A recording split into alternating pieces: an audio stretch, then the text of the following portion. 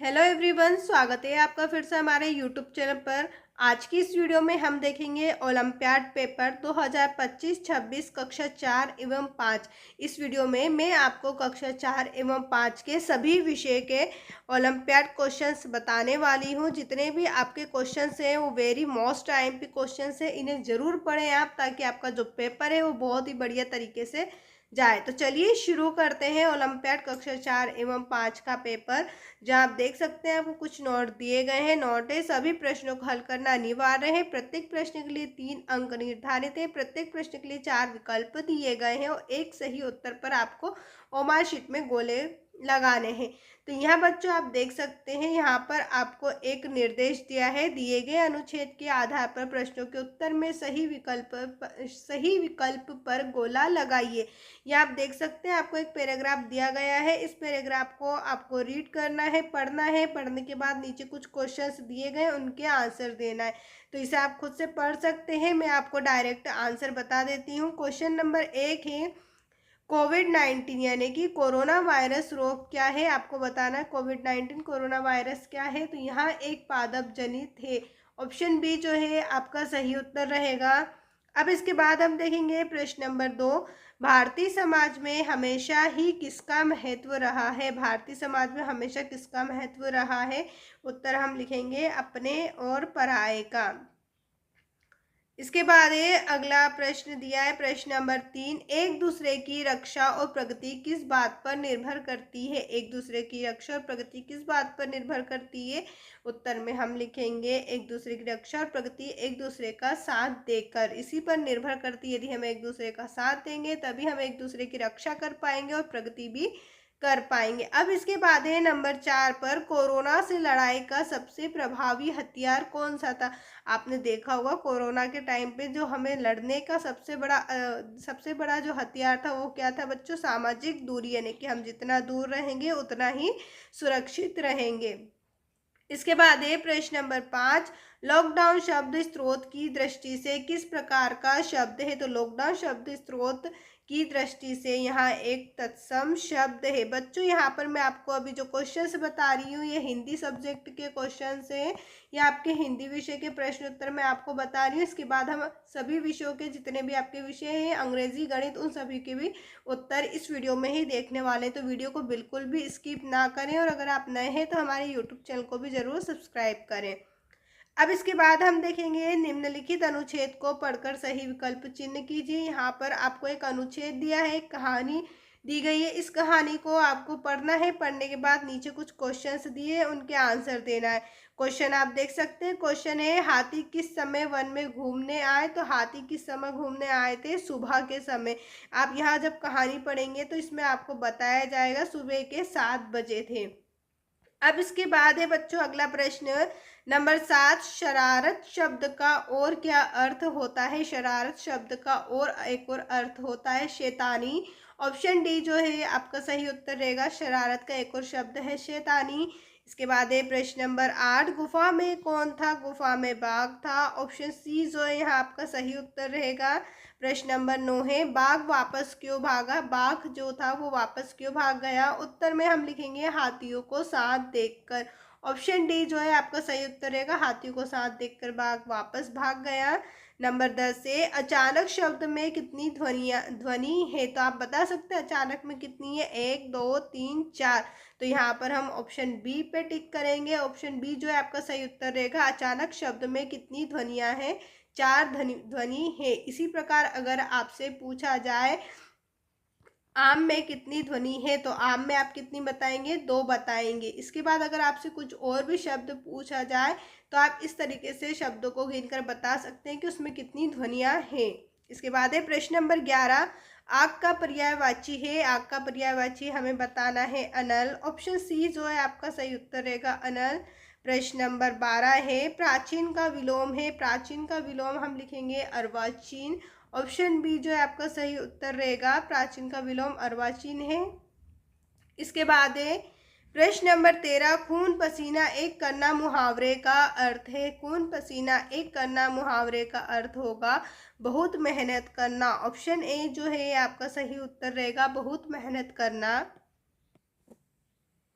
इसके बाद है प्रश्न नंबर 14, नाव की समान ध्वनि वाला शब्द है। तो नाव की समान ध्वनि वाला शब्द आप पढ़ सकते हैं इसमें दया, कागज, भाव, समोसा। तो नाव का हम लिखेंगे भाव। आप देख सकते हैं नाव जो है उसकी समान ध्वनि वाला शब्द क्या हो जाएगा, नाव का भाव। तो यहाँ पर हम ऑप्शन बी पर टिक करेंगे। अब इसके बाद है प्रश्न नंबर 15, अम की मात्रा वाला शब्द है। यहाँ पर आपको अम की मात्रा वाला शब्द बताना है। तो आपको यहाँ से बताना है नाव, सपना, समोसा, संगीत। तो आप देख सकते हैं अम की मात्रा वाला शब्द कौन सा है, संगीत।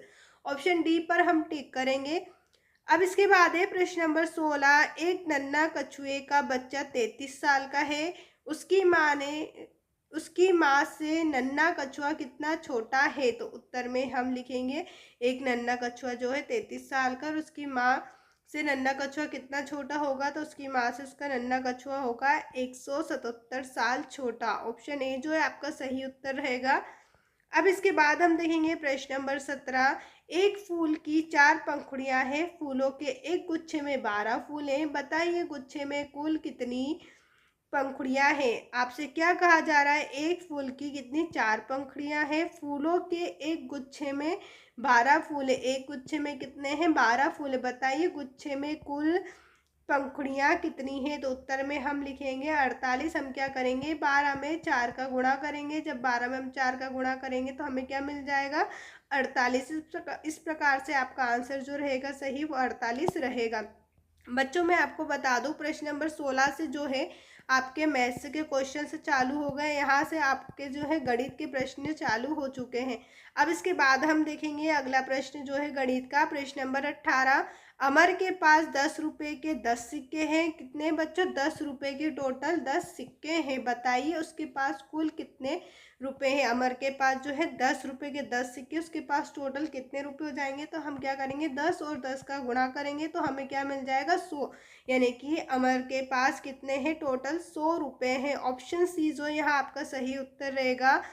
वीडियो को भी आप लाइक ज़रूर करते हुए चलें, और चैनल को सब्सक्राइब नहीं किया है तो चैनल को भी ज़रूर सब्सक्राइब करें, क्योंकि ऐसी इंपॉर्टेंट वीडियो आपको और कहीं नहीं मिलने वाली है। साथ ही साथ जितने छोटे छोटे डाउट मैं आपके क्लियर करती जा रही हूँ, इसी प्रकार से जो है आपके प्रश्न भी आगे बढ़ते जाएंगे और आपको बहुत ही आसान लगते जाएंगे। अब आप देख सकते हैं प्रश्न नंबर 19 से, विद्यालय की एक बेंच पर 4 बच्चे बैठते हैं। यह आपसे बोला जा रहा है कि विद्यालय की एक बेंच पर कितने बैठ रहे हैं, 4 बच्चे बैठते हैं। बताइए ऐसी ही 12 बेंचों पर कितने बच्चे बैठेंगे। 12 बेंचों पर कितने बच्चे बैठेंगे, इसके लिए हम क्या करेंगे, 12 में 4 का गुणा कर देंगे तो हमारा जो आंसर रहेगा वो कितना हो जाएगा, 48। 12 का आपका पहाड़ा बिल्कुल याद होना चाहिए, जिससे कि ये आपको गुणा करने की जरूरत ना पड़े। आप तुरंत 12 का पहाड़ा 4 बार बोलेंगे, आपका आंसर 48 होगा। अब इसके बाद है प्रश्न नंबर 20, गीता फूलों के 10 गुच्छे लेकर आई है, हर गुच्छे में 5 फूले कितने लेकर आई है, वो 10 गुच्छे लेकर आई है, और हर एक में कितने, 5। यानी कि एक गुच्छे में 5 है, 2 गुच्छे में भी कितने, 5 5 कितने हो जाएंगे, 10 हो जाएंगे। इसी प्रकार से कितने गुच्छे में, 10 गुच्छे में करना है तो हम क्या करेंगे, 10 में 5 का सीधा गुणा कर देंगे, जिससे हमारा आंसर क्या होगा, 50। बताइए गीता के पास कुल कितने गुच्छे हैं। तो गीता के पास कुल 50 गुच्छे हैं। इसके बाद है प्रश्न नंबर 21, निम्न में से किस आकृति में कोई भी कोना नहीं होता। निम्न में से किस आकृति में कोई भी कोना नहीं होता। कोई भी कोना किस में नहीं होता, तो बेलन। ऑप्शन सी जो है बेलन में कोई भी कोना नहीं होता। बेलन की जो आकृति होती है बच्चों कुछ इस तरीके से होती है। तो क्या इसमें आपको कोई कोना दिखाई दे रहा है, इसमें कोई भी कोना नहीं है।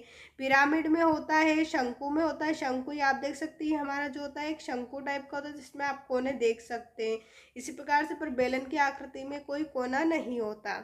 अब हम देखेंगे अगला प्रश्न, प्रश्न नंबर 22, यदि एक ईंट की कीमत 5 रुपये है तो 2000 ईंटों की कीमत कितनी होगी। एक ईंट की कीमत हमें 5 रुपये बताई जा रही है, हमें 2000 ईंटों की निकालनी है। तो हम क्या करेंगे, 2000 में 5 का भाग लगा देंगे। जब आप 2000 में 5 का भाग लगाएंगे तो आपका आंसर कितना हो जाएगा,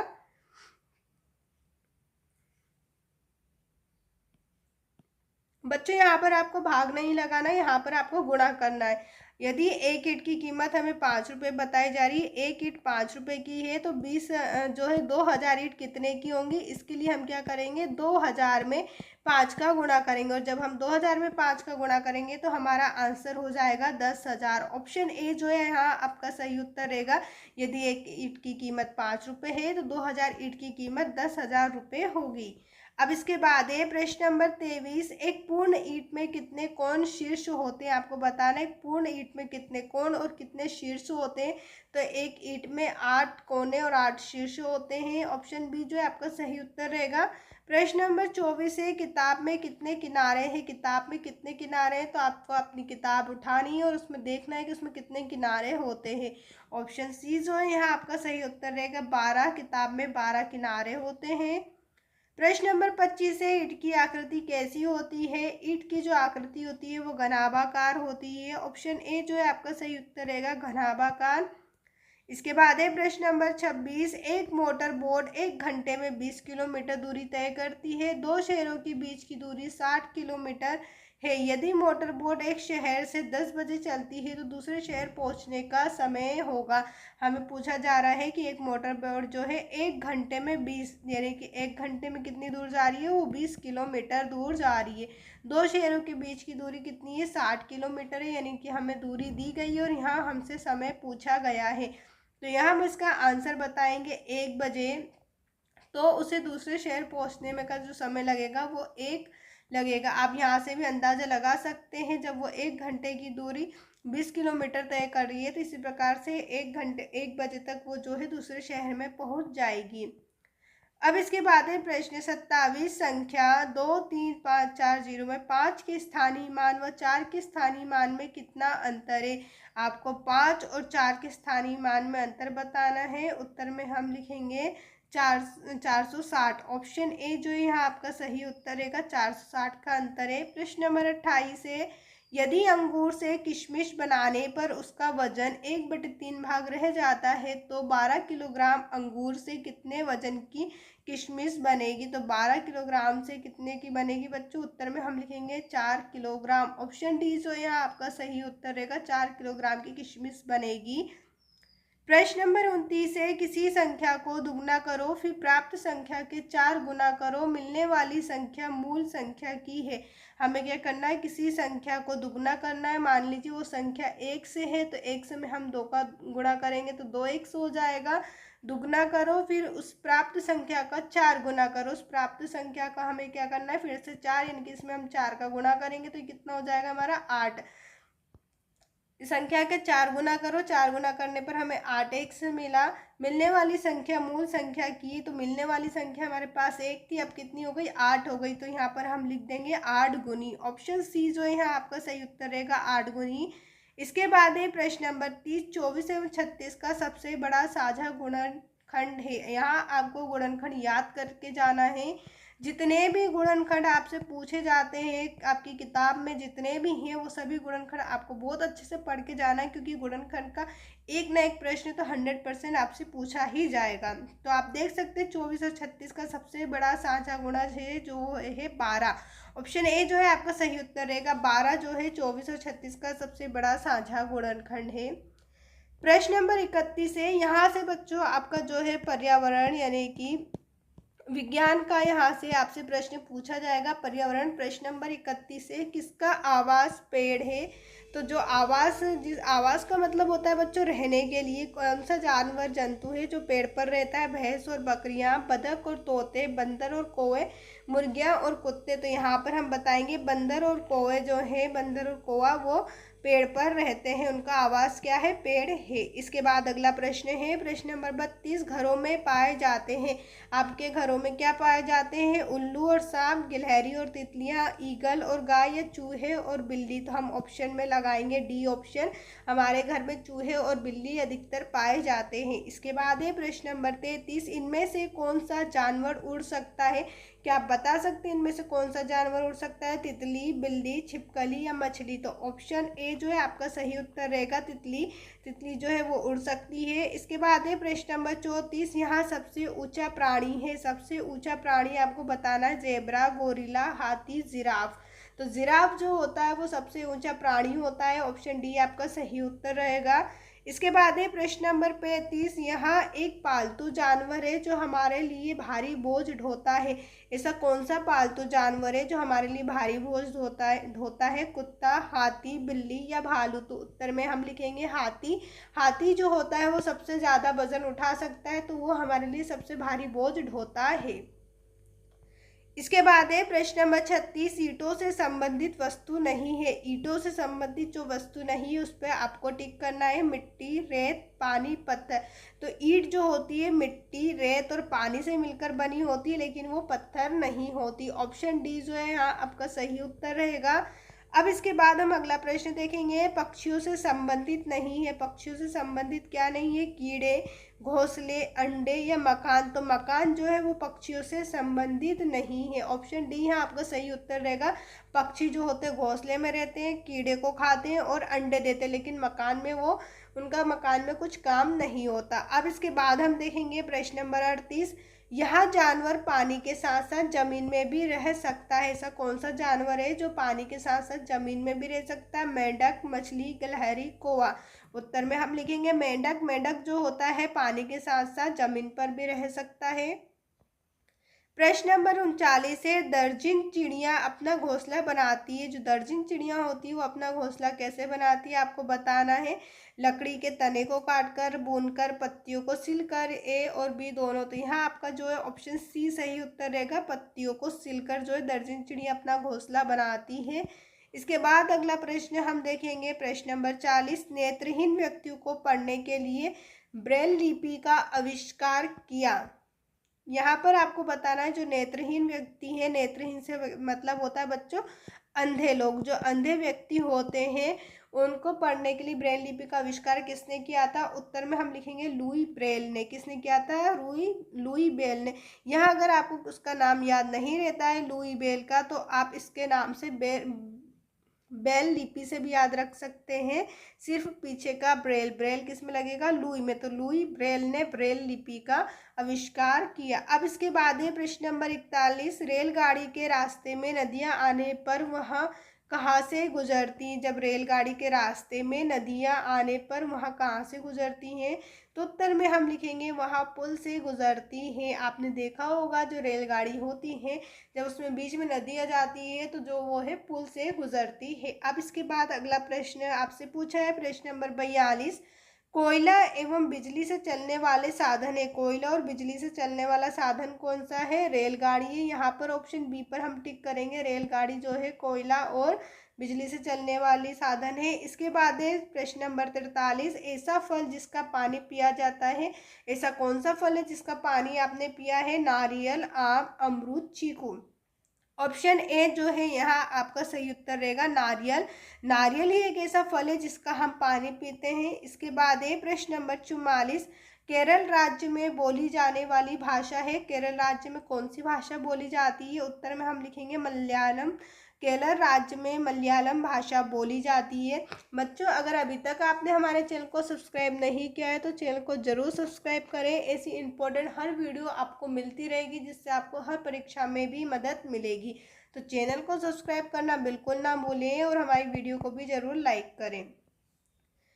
अब इसके बाद है प्रश्न नंबर 45। गोवा के मैदानों में छोटे छोटे पौधे और पेड़ किस रंग की मिट्टी में उगकर रहते हैं? तो यहाँ जो है आपका आंसर लाल है। ऑप्शन डी जो है लाल। गोवा के मैदानों में छोटे छोटे पौधे और पेड़ लाल रंग की मिट्टी में उगते हैं। अब इसके बाद हम देखेंगे choose the correct pronunciation of the word given below. यहाँ आपको दिया है नीचे दिए गए शब्दों का सही उच्चारण चुने। तो यहाँ बच्चों अब आपके इंग्लिश के जो है क्वेश्चन आंसर चालू होने वाले। तो इंग्लिश का प्रश्न है क्वेश्चन नंबर 46 है। यहाँ आपको एक मीनिंग दिया गया है। इस मीनिंग का सही उच्चारण आपको बताना है, जिसे हम क्या पढ़ेंगे? फिंगर्स। फिंगर्स कहाँ लिखा हुआ है? ऑप्शन सी में। ऑप्शन सी को हम टिक करेंगे फिंगर्स। इसके बाद है क्वेश्चन नंबर 47 में यहाँ पर हमें दिया हुआ है ब्राइट। तो यहाँ हम ब्राइट का सही उच्चारण लिखेंगे ऑप्शन ए ब्राइट। इसके बाद अगला प्रश्न है 48 पे माउथ। माउथ का सही उच्चारण हम लिखेंगे ऑप्शन बी में माउथ। इसके बाद ये नेक्स्ट क्वेश्चन है क्वेश्चन 49, स्लेट। स्लेट का हम सही उच्चारण लिखेंगे। यहाँ बच्चों आपको स्लेट नहीं बोलना है ना, स्लेट। यहाँ पर होगा आपका स्लेट। ऑप्शन सी जो है वो सही उत्तर रहेगा, स्लेट। इसके बाद है क्वेश्चन नंबर 15, ट्रैफिक। ट्रैफिक को हम किस तरीके से लिखेंगे? ट्रैफिक को ऑप्शन बी। आप देख सकते हैं ऑप्शन बी में जो हमने ट्रैफिक लिखा हुआ है सबसे सही ट्रैफिक है। यहाँ आपको ऑप्शन ए जो है गलत है, ऑप्शन सी ऑप्शन डी भी आपका गलत है, ऑप्शन बी जो है वो सही है, ट्रैफिक। इसके बाद है क्वेश्चन 51, डेकोरेट। डेकोरेट की आपको सही स्पेलिंग यहाँ पर बतानी है, तो ऑप्शन ए में जो डेकोरेट की स्पेलिंग है वो सही स्पेलिंग है, डेकोरेट। इसके बाद अगला प्रश्न आपसे पूछा है हाइस्ट। हाइस्ट की यहाँ आपको सही स्पेलिंग बतानी है, तो ऑप्शन बी में जो आपको स्पेलिंग दी गई है वो सही है, हाईएस्ट। क्वेश्चन नंबर 53 है नेशनल। नेशनल की हम सही स्पेलिंग बताएंगे, ऑप्शन डी। ऑप्शन डी में जो नेशनल की स्पेलिंग है वो सही स्पेलिंग है, आपकी राइट स्पेलिंग है, ऑप्शन डी। इसके बाद है क्वेश्चन नंबर 54, रूटीन। रूटीन का हम लिखेंगे ऑप्शन डी में जो रूटीन की स्पेलिंग दी गई है वो सही स्पेलिंग है। इसके बाद है क्वेश्चन नंबर 55, ट्रेजर। ट्रेजर की सही स्पेलिंग है, ऑप्शन सी में जो आपको स्पेलिंग दी गई है वो ट्रेजर की सही स्पेलिंग है। 56 है नॉलेज। नॉलेज की सही स्पेलिंग होती है ऑप्शन बी। जो नॉलेज की स्पेलिंग है बच्चों कैसे चालू होती है हमेशा याद रखना, KNW। ये आगे की आप याद रखना, पीछे की तो आप खुद से रख ही सकते हैं। अब इसके बाद हम अगला प्रश्न देखेंगे 57, लकड़हारा। लकड़हारा को हम इंग्लिश में क्या बोलते हैं? Would cutter. अब वुड कटर की यहाँ पर आपको सही स्पेलिंग फिल करना है, यहाँ पर कुछ कुछ स्पेलिंग छूटी हुई है, तो यहाँ वुड कटर की सही स्पेलिंग आपकी रहेगी ऑप्शन ए वाली। यहाँ आपको ओ लगाना है, डबल ओ, उसके बाद यहाँ सी लगेगा और यहाँ यू लगेगा, तो ये आपकी वुड कटर की सही स्पेलिंग है। अब इसके बाद है क्वेश्चन नंबर 58, फ्रूट। यहाँ आपको फ्रूट का जो है बच्चों बताना है, फ्रूट का आपको बहुवचन बताना है, फ्रूट का आपको सिनोनियम बताना है, तो यहाँ हम ऑप्शन बी पर टिक करेंगे, फ्रूट्स। इसके बाद नेक्स्ट क्वेश्चन है हैप्पी। हैप्पी का आपको सैड, हैप्पी का जो है आपको अपोजिट बताना है, अपोजिट वर्ड बताना है, तो अपोजिट इसका रहेगा सैड। हैप्पी का हम हमेशा सैड ही लिखते हैं, या फिर आप अनहैप्पी भी लिख सकते हैं। यहाँ पर आपको अनहैप्पी नहीं दिया हुआ है, सैड दिया हुआ है, तो यहाँ आप सैड पर टिक करेंगे। अब इसके बाद है क्वेश्चन नंबर 16, फास्ट। फास्ट का भी आपको अपोजिट वर्ड बताना है, तो फास्ट का अपोजिट हम लिखेंगे। आज की इस वीडियो में आपका जो पेपर है वो कंप्लीट हुआ। उम्मीद है आपको ये वीडियो पसंद आई होगी। अगर अभी तक आपने हमारे चैनल को सब्सक्राइब नहीं किया है तो चैनल को ज़रूर सब्सक्राइब करें, वीडियो को लाइक करके अपने सभी दोस्तों के साथ शेयर ज़रूर करें। वीडियो देखने के लिए आपका धन्यवाद।